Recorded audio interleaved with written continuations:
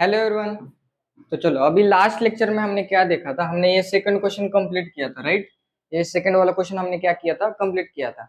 यहाँ पे हमने क्या किया था कि a1/a2 b1/b2 और c1/c2 करके हमने ये फाइंड किया था कि वो इक्वेशंस पैरेलल है, कोइंसिडेंट है या फिर इंटरसेक्टिंग है, राइट। अभी ये कोएफिशिएंट्स का जो रेशो है इससे हम पता कर सकते हैं easily, right. a1/a2 is equal to b1/b2 is equal to c1/c2 अगर होगा तो इसको हम क्या बोलते हैं, इसको हम क्या बोलते हैं, कोइंसिडेंट बोलते हैं, ठीक है। उसके बाद ये वाला मैंने सेम रखा, a1/a2 is not equal to अगर b1/b2 रहा, ठीक है, तो इसको डायरेक्टली क्या लिख देना है, इंटरसेक्टिंग, राइट। थर्ड वाले का कोई लेना देना नहीं, c1/c2 का इसमें कुछ लेना देना नहीं है। अगर पहले दो ही नॉट इक्वल आए तो थर्ड वाला निकालो ही मत। उसके बाद a1/a2 is equal to b1/b2 तो है, लेकिन c1/c2 उसके नॉट इक्वल है, ठीक है। a1/a2 b1/b2 पहले दो रेशो तो सेम है, लेकिन थर्ड वाला रेशो सेम नहीं है, इसकी वजह से इसको हम क्या बोलते हैं, पैरेलल बोलते हैं। क्या बोलते हैं इसको, पैरेलल, ठीक है। इतना तो ठीक है। अभी ये क्वेश्चन मैंने तुम लोगों को होमवर्क दिया था, अभी देखते हैं इसमें क्या क्या आंसर आता है हमारा, ठीक है। फटक से करेंगे, सब कुछ नहीं लिखना है हमको, ठीक है। डायरेक्टली मैं क्या करूंगा, रेशो लूंगा। चलो ये वाला जो इक्वेशन है पहला वाला, आई होप दिख रहा होगा ये इक्वेशन। मैं क्या करता हूँ, थोड़ा सा बड़ा करता हूँ इसको, ठीक है।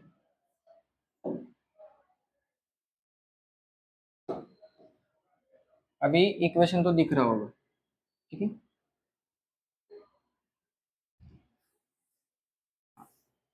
अभी ये जो इक्वेशन है 3x + 2y = 5 और 2x - 3y = 7, इसमें हमें क्या करना है, चेक करना है कि वो कंसिस्टेंट है या फिर इनकंसिस्टेंट है। मैंने ये बताया था तुम लोगों को, कंसिस्टेंट मतलब क्या, जिसके हमें सॉल्यूशन मिलते हैं, मतलब इंटरसेक्टिंग लाइन और कोइंसिडेंट लाइन दोनों उसमें आते हैं। और जो इनकंसिस्टेंट है वो मतलब क्या होता है, पैरेलल लाइन होता है, राइट। तो चलो सबसे पहले वाला जो इक्वेशन है उसमें a1/a2 कितना आएगा, a1/a2 कितना आएगा, कॉमन सेंस की बात है, 3/2 करेंगे, क्या करेंगे, 3/2 खत्म। उसके बाद a2 b1/b2, b1/b2 क्या आएगा इसमें, देखो y के वेरिएबल का, सॉरी y के कोएफिशिएंट्स का क्या करेंगे, हम रेशो लेंगे, 2/-3, 2/-3। मुझे बताओ ये दोनों इक्वल है क्या, ये दोनों इक्वल है क्या, नहीं है, नॉट इक्वल है, राइट। अगर स्टार्टिंग के दोनों नॉट इक्वल आए तो हम डायरेक्टली क्या बोलते हैं इसको, इंटरसेक्टिंग, राइट। इंटरसेक्टिंग है इसका मतलब क्या होंगे, वो कंसिस्टेंट होंगे, मतलब इसको डायरेक्टली हम क्या लिख सकते हैं, कंसिस्टेंट, ओके। उसके बाद सेकंड वाला, ये वाला क्वेश्चन देखो, वो वाले क्वेश्चन में क्या होगा, थोड़ा सा इधर ले लेता हूँ, ठीक है। वो वाला क्वेश्चन दिख रहा है अभी, चलो उसमें a1/a2, a1/a2 क्या आ जाएगा, जल्दी से बताओ, चलो 2/4, 2/4। उसके बाद b1/b2, b1/b2 कितना आ जाएगा, -3/-6, -3/-6 दैट इक्वल टू 1/2। यहाँ पे भी 1/2। देखो पहले दो तो इक्वल है, थर्ड वाला देखते हैं, c1/c2, c1/c2 क्या आ जाएगा, 8/9, 8/9। मुझे बताओ ये दोनों तो इक्वल है लेकिन थर्ड वाला इक्वल नहीं है, ये देखो 1/2 1/2, लेकिन ये 8/9 है, इक्वल नहीं ना थर्ड वाला, तो इसको हम डायरेक्टली क्या बोलते हैं, पैरेलल, राइट। पैरेलल है इसका मतलब ये क्या है, इनकंसिस्टेंट है, क्या है, इनकंसिस्टेंट, लिख दो इधर इनकंसिस्टेंट, ठीक है। उसके बाद थर्ड वाला क्वेश्चन, अभी ये रफ कर देता हूं मैं, ठीक है। थर्ड वाला क्वेश्चन, उसमें फिर से थर्ड वाले में a1/a2 कितना आ जाएगा, a1/a2 कितना आ जाएगा, 3/2/9, 3/2/9। अभी देखो यहाँ का जो डिनोमिनेटर का 2 है वो क्या हो जाएगा, यहाँ पे मल्टीप्लाई हो जाएगा, तो ये क्या बन जाएगा फिर, 3/9 टू जा 18, ठीक है। इसको फर्दर सिंप्लीफाई करेंगे तो कितना आएगा, 1/6 आएगा, राइट। उसके बाद b1/b2 लिख सकते हैं, राइट। b1/b2 क्या आएगा इसका, 5/3 डिवाइडेड बाय -10, 5/3 डिवाइडेड बाय -10। फिर से ये जो 3 है यहाँ पे क्या हो जाएगा, मल्टीप्लाई हो जाएगा, तो ये क्या बन जाएगा, फिर माइनस का साइन ऊपर दे देता हूँ, 5 डिवाइडेड बाय 10 3 जा 30, ये बन जाएगा -1 डिवाइडेड बाय 6, राइट। अभी देखो जरा ध्यान से, अगर तुम लोग देखोगे तो यहाँ पे प्लस है, यहाँ पे माइनस है, तो इसका मतलब क्या कि पहले दोनों ही क्या है, नॉट इक्वल है, पहले दोनों ही क्या है, नॉट इक्वल है। अगर a1/a2 is not equal to b1/b2 आता है, नॉट इक्वल टू b1/b2 आता है, तो इसको हम डायरेक्टली क्या बोलते हैं, इसको हम डायरेक्टली क्या बोलते हैं, इंटरसेक्टिंग, राइट। उसके बाद इंटरसेक्टिंग मतलब ही क्या होता है हमारा, कंसिस्टेंट होता है, ठीक है। अभी नेक्स्ट ये वाला देखो, यहाँ पे फिर से a1/a2 क्या आ जाएगा, फोर्थ वाले में a1/a2 क्या आ जाएगा, देखो 5 डिवाइडेड बाय -10, 5 डिवाइडेड बाय -10, तो ये बन जाएगा 1/2 लेकिन माइनस में, राइट। वैसे ही b1/b2 देखो, वो कितना बन जाएगा, -3 divided by 6, -3 divided by 6 that is equal to -1/2। अभी c1/c2 देखो, c1/c2 इज इक्वल टू कितना आएगा, 11 डिवाइडेड बाय, इधर क्या है पता नहीं क्या है, 11/-22, ठीक है, 11/-22। फिर से ये -1/2 बन जाएगा, देखो तीनों को तीनों इक्वल है क्या, तीनों के तीनों इक्वल है, इसका मतलब ये क्या हो जाएगी, कोइंसिडेंट, राइट। कोइंसिडेंट मतलब ही हमारा क्या है, कंसिस्टेंट, राइट, कंसिस्टेंट हम इसको क्या करेंगे, बोलेंगे। वैसे ही ये वाला भी है, ठीक है। Which of the following pairs of linear equation are consistent और inconsistent, obtain the solution graphically. अगर कंसिस्टेंट है तो हमें क्या करना पड़ेगा, इसके सॉल्यूशंस ग्राफिकली निकालने पड़ेंगे, ठीक है। अभी ग्राफ तो यहाँ पे मैं निकाल के नहीं दिखाऊंगा, वो तुम लोगों को ही निकालना है, लेकिन मैं इक्वेशन तुम लोगों को सॉल्व करके दिखा सकता हूँ, ठीक है। अगर जरूरत पड़ी तो मैं ग्राफ का भी उसमें क्या करूंगा, तुम लोगों को सॉल्व करके दिखाऊंगा, ठीक है। अभी ये वाला लेते हैं, x plus y is equal to 5, x plus y is equal to 5, और दूसरा इक्वेशन क्या है, 2x plus 2y is equal to 10, ठीक है, 2x plus 2y is equal to 10। अभी कॉमन सेंस है, a1/a2 कितना बन जाएगा हमारा, 1/2 बन जाएगा, b1/b2 भी क्या बन जाएगा हमारा, 1/2 बन जाएगा, और c1/c2 भी हमारा 1/2 ही बन जाएगा, 5/10 ना 1/2 बन जाएगा। देखो तीनों के तीनों इक्वल है, मतलब क्या है, कंसिस्टेंट, और इसको हम कोइंसिडेंट लाइंस भी बोलते हैं, क्या बोलते हैं इसको, कोइंसिडेंट लाइंस भी बोलते हैं। अगर तुम लोगों को बनाना ही है ग्राफिकली, अगर सॉल्व करना है, तो सबसे पहले हम क्या करते हैं, ग्राफिकली सॉल्व करने के लिए डब्बे बनाते हैं। तो सबसे पहला डब्बा, उसमें हम क्या लिखेंगे, एक्स और वाई की वैल्यूज पहले इक्वेशन के लिए मैं बनाता हूँ, ठीक है। ये इक्वेशन के लिए, ये इक्वेशन के लिए अगर मैंने एक्स की वैल्यू 0 रख दी, एक्स की वैल्यू क्या कर दी, 0 रख दी, तो वाई कितना बन जाएगा, 5। वैसे ही वाई इज इक्वल टू 0 रख दिया, तो एक्स की वैल्यू भी क्या बन जाएगी, 5, राइट। पहला पॉइंट क्या है, 0,5, राइट, तो कहीं वाई एक्सिस पे आएगा वो, राइट। अगर मान लेता हूँ यहाँ पे है 0,5, है कि नहीं, और एक्स एक्सिस पे क्या है 5,0, यहाँ पे आएगा वो, है कि नहीं। तो इन दोनों को क्या करना है, तुम लोगों को कनेक्ट करना है, राइट। अभी दूसरे वाले इक्वेशन में भी सेम प्रोसीजर होगा, सेम पॉइंट्स आएंगे, क्यों, कोइंसिडेंट है, तो सारे के सारे पॉइंट जितने भी आएंगे वो सारे के सारे सेम होंगे, ठीक है। तो यही लाइन दूसरे इक्वेशन की भी है, यही लाइन क्या है, दूसरे इक्वेशन की भी है, ठीक है। कोइंसिडेंट एक बार आता है तो हम डायरेक्टली बस एक ही डब्बा बना के सॉल्व कर सकते हैं, उसमें ज्यादा कुछ करने की जरूरत नहीं। लेकिन अगर इंटरसेक्टिंग आता है तो दोनों इक्वेशंस के लिए अलग अलग बॉक्सेस तुम लोग को क्या करने पड़ेंगे, बनाने पड़ेंगे, ठीक है, क्योंकि वो एक ही पॉइंट पे क्या करता है, इंटरसेक्ट करता है। लेकिन कोइंसिडेंट में हर एक पॉइंट पे वो क्या करता है, कोइंसाइड करता है, राइट। अभी नेक्स्ट वाला क्वेश्चन, नेक्स्ट वाला क्या है ये, तो इसका भी सॉल्व करते हैं हम, ठीक है। अभी x minus y is equal to 8 और 3x minus 3y is equal to 16, तो a1/a2 क्या बन जाएगा हमारा, 1/3 बन जाएगा, b1/b2 इसे लिखता हूँ b1/b2 is equal to -1 divide by -3 that is 1/3 फिर से, और c1/c2 8 divide by 16 that is equal to 1/2। पहले और दूसरा सेम है, लेकिन थर्ड वाला सेम है क्या? नहीं है। मतलब क्या?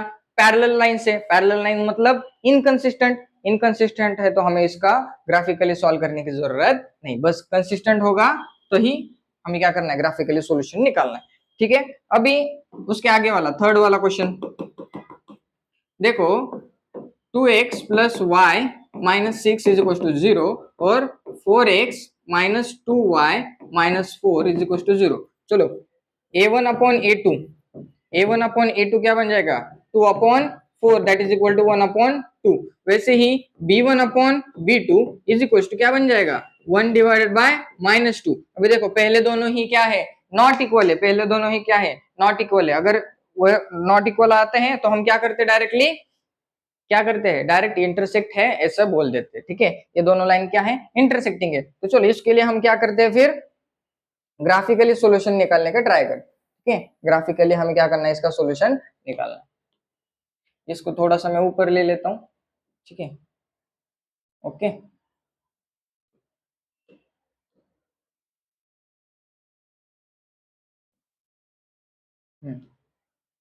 ओके, हमें अभी उसमें डब्बे भी बनाने हैं ना, इस वजह से तो ये डब्बे बनाता हूँ मैं।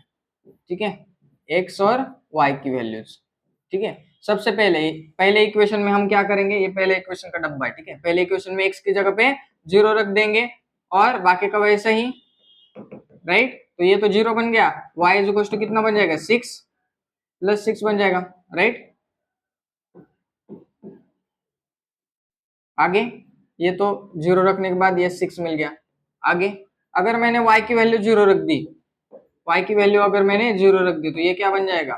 बताओ, 2x is equal two plus 6 बन जाएगा और x इज इक्वल टू 3 बन जाएगा, राइट। ये y 0 रखने के बाद x इज इक्वल टू 3 मिल गया, राइट। तो ये पहले पॉइंट तो मिल गए, तो उसको हम क्या करेंगे? प्लॉट करेंगे। ठीक है, यहाँ पे 1 2 3 5 6, 1 2 3 4 5 6। ठीक है, पहला पॉइंट 0,6 यहाँ पे आएगा। ठीक है, दूसरा पॉइंट 3,0 यहाँ पे आएगा। तो इसको कनेक्ट कर दो, बस हो गया कनेक्ट। उसके बाद अभी दूसरे इक्वेशन के लिए भी डब्बा बनाना है। ठीक है, दूसरे इक्वेशन के लिए भी डब्बा बनाना है, एक्स और वाई की वैल्यूज। उसके बाद चलो पहले एक्स की जगह पे 0 रखेंगे तो ये पूरा 0 बन जाएगा। -2y -4 is equal to 0। तो -2y is equal to +4, y is equal to -2 बन जाएगा, right. y is equal to -2 बन जाएगा जब x is equal to 0 put करेंगे। वैसे ही y is equal to 0 put करके देखते हैं। y इज इक्वल टू अगर इसमें 0 पुट कर दिया तो 4x is equal to +4 directly लिख रहा हूँ अभी मैं। ठीक है, x इज इक्वल टू 1 तो यहाँ पे 1 लिख दूं। ठीक है, अभी पहला वाला पॉइंट 0, -2 0, -2 पहला पॉइंट कहाँ पे आएगा? इधर कहीं तो हमें लिखना पड़ेगा ना माइनस के कोऑर्डिनेट्स। ठीक है, अभी देखो ये पॉइंट कहाँ पे आएगा? यहाँ पे आएगा 0, -2, राइट। उसके आगे वाला 1,0, 1,0 कहाँ पे आएगा? यहाँ पे आएगा, राइट। तो ये जो लाइन रहेगी ऐसे आएगी, कहीं तो ऐसे आएगी, राइट। तो कहीं पे यहाँ पे वो क्या हो रही है? इंटरसेक्ट हो रही है। यहाँ पे थर्ड सेकंड पॉइंट पे वो क्या करेगी? इंटरसेक्ट करेगी शायद। ठीक है, वो तुम लोग जब ग्राफ पे अच्छे से निकालोगे ना तो तुम लोगों को आइडिया आ जाएगा कहाँ पे वो इंटरसेक्ट हो रहा है। ठीक है, अभी यहाँ पे मेरे पास ग्राफ नहीं है, ग्राफ पे निकाल के अगर देखूंगा तो वो अच्छे से आ जाएगा। ठीक है, अभी नेक्स्ट आगे जाते हैं।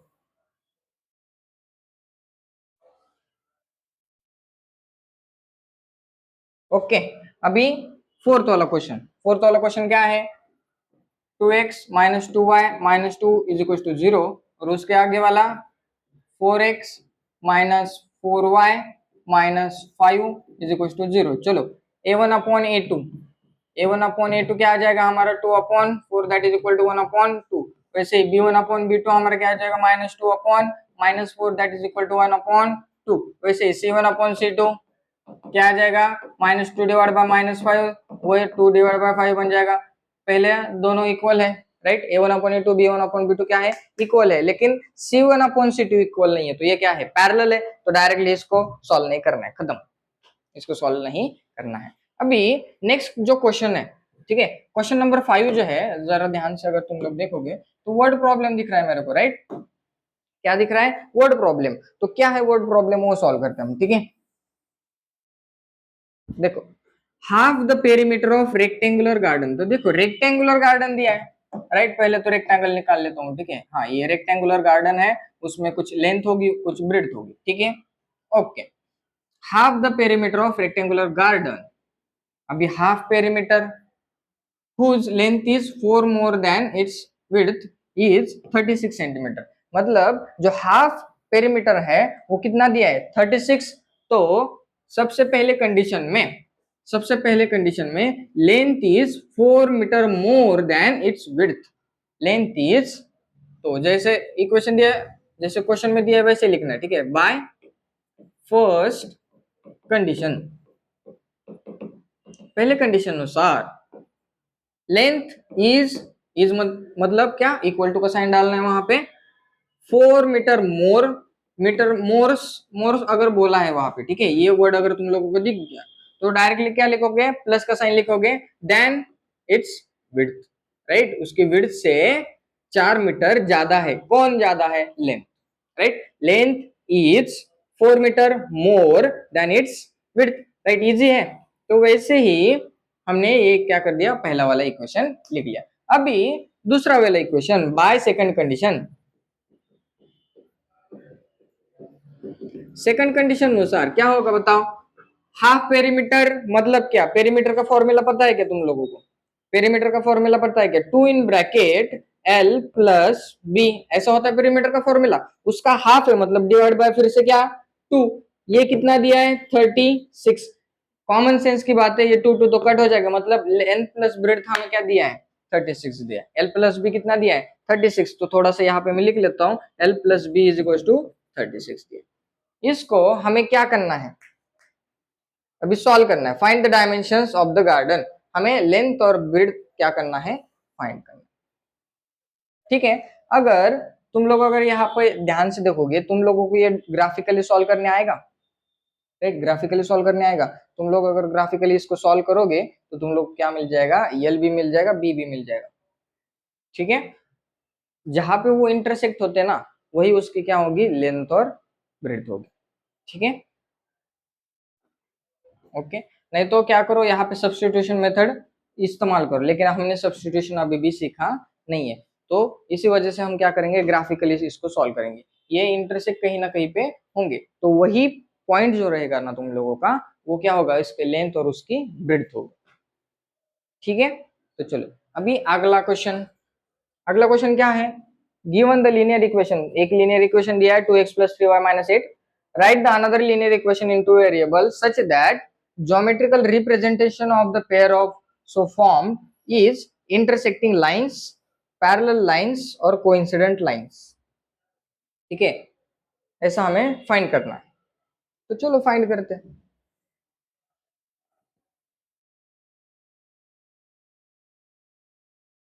पहला इक्वेशन क्या दिया है हमें, 2x plus 3y minus 8 is equals to 0, ये दिया है।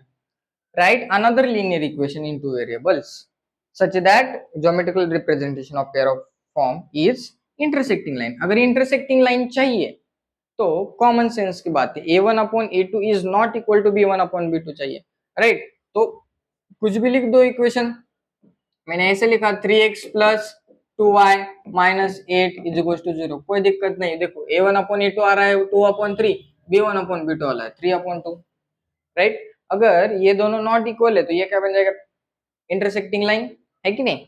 वैसे ही अगर पहला वाला इक्वेशन ये है, राइट, पहला equation 2x plus 3y minus 8 is equal to 0, ये फर्स्ट इसमें था, ठीक है,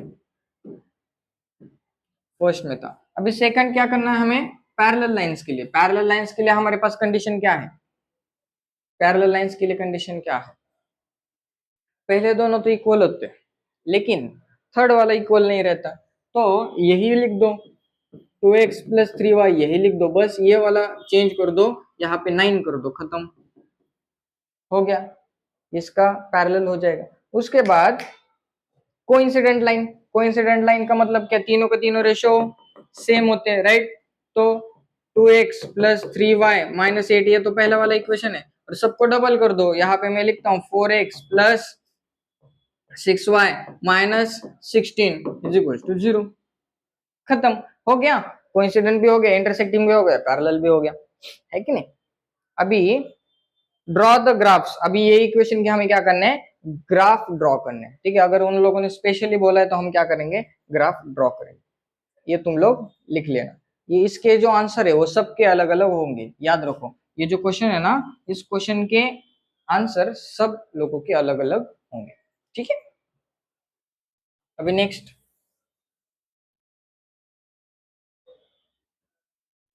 नेक्स्ट में क्या दिया है हमको, दो इक्वेशन दिए, x माइनस वाई प्लस 1, अगले पेज पे लिखता हूं मैं, ठीक है। x minus y plus 1 is equal to 0 और 3x plus 2y minus 12 is equal to 0, 3x plus 2y minus 12 is equal to 0, minus ये है ना, हाँ। तो इसके हम क्या करने हैं, ग्राफ निकालने, तो ग्राफिकल बैकग्राउंड थोड़ा सा मैं तैयार करता हूँ, ठीक है, मैथमेटिकल बैकग्राउंड ये वाला ले लें, ठीक है। इसमें हमें क्या करना है, अभी ग्राफ्स प्लॉट करने हैं, थोड़ा कलर भी चेंज करता हूँ, ओके। चलो, अभी प्लॉट करने के लिए सबसे पहले हमारे पास क्या होने चाहिए, डब्बे, तो निकाल लो डब्बे, ठीक है। एक्स और वाई की वैल्यू इसमें से हम क्या करते हैं, फाइंड करते हैं। एक्स अगर 0 पुट कर दिया पहले इक्वेशन में, पहले वाले का, पहले इक्वेशन में अगर x is equal to 0 put कर दिया तो वाई इज इक्वल टू क्या बन जाएगा, 1 बन जाएगा। वैसे ही मैंने y की वैल्यू अगर 0 पुट कर दी तो x is equal to minus 1 बन जाएगा, राइट। और दूसरा वाला जो है, दूसरा वाले का डब्बा ऐसा बना दूसरे कलर में, ठीक है, x और y की वैल्यूज, तो पहले इसमें x is equal to 0 put कर दिया तो y इज इक्वल टू कितना बन जाएगा, 12 डिवाइडेड बाय 2 दैट इज 6, और y is equal to 0 put कर दिया तो 4, 3 4 जा 12, राइट, 4 बन जाएगा। तो मैं क्या करता हूँ, अभी ये प्लॉट करता हूँ, अभी टेढ़ी मेढ़ी लाइन है, समझ लो।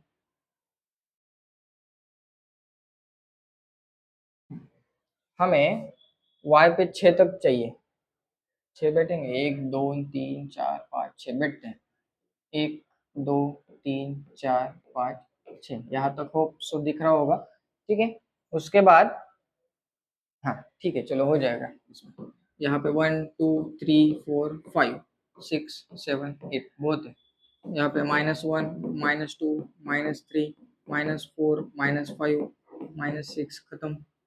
यहाँ पे -1, वैसे कलर ही देता हूँ, यहाँ पे -1, यहाँ पे -2, यहाँ पे -3, यहाँ पे -4, यहाँ पे -5, ठीक है। अभी पहला जो पॉइंट है पहले वाले लाइन का, वो क्या है, 0,1 है, मतलब कहाँ पे आएगा वो, इस जगह पे आएगा। 0,1 कहाँ पे आएगा, y एक्सिस पे आएगा, ये हो गया हमारा पहला पॉइंट 0,1। उसके बाद दूसरा पॉइंट -1,0, -1,0 मतलब यहाँ पे आएगा, तो यहाँ से एक स्ट्रेट लाइन हमें क्या करनी है, ड्रॉ करनी है।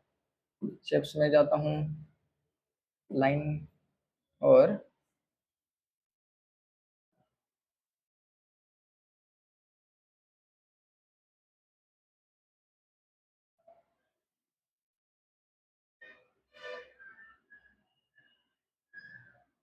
ऐसे मैंने लाइन निकाल दी। उसका कलर कैसे चेंज करें, अभी कलर जान दो, चलो शायद से दिख रही होगी लाइन, ठीक है। अभी दूसरे इसका कलर में चेंज करता हूँ, थोड़ा ब्लैक करता हूँ, और फिर दूसरा कलर जामला, ओके।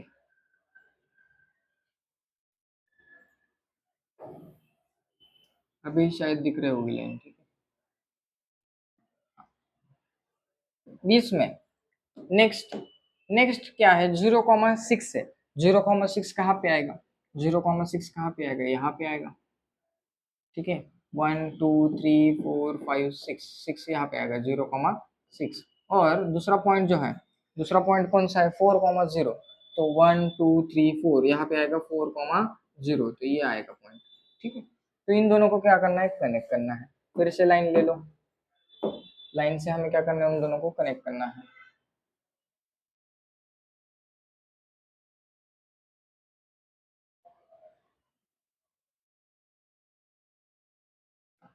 अभी अगर तुम लोग ध्यान से देखोगे तो कहाँ पे कनेक्ट हो रहा है, यहाँ पे 1 है,